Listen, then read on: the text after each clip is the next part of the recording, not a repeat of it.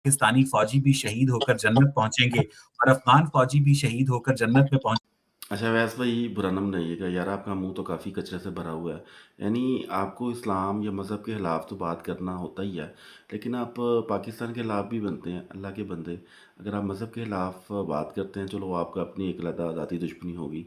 आप मुल्क के हक़ में तो बात करें, जिस जगह से आपने नमक खाया है, उस जगह से ही आप नमक हरामी करते हो। मैं ये लफ्ज़ कहना नहीं था चाहता, लेकिन माशाल्लाह आपके अफ़कार, आपके ख़यालात यानी आप कोई मौका छोड़ने जाने नहीं देते।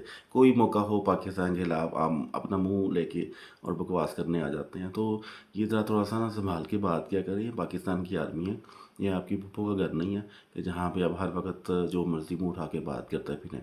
आपने तो कभी आना नहीं है, ज़ाहिर बात है पाकिस्तान, इसलिए आप इस तरह की बातें करते हैं। आप कभी तशरीफ़ लाएँ तो आपको बताएंगे कि आपकी खातिरदारी हम लोगों ने कैसे करनी है। तो ये ज़रा बकवास बंद कीजिए, मेहरबानी। Thank you.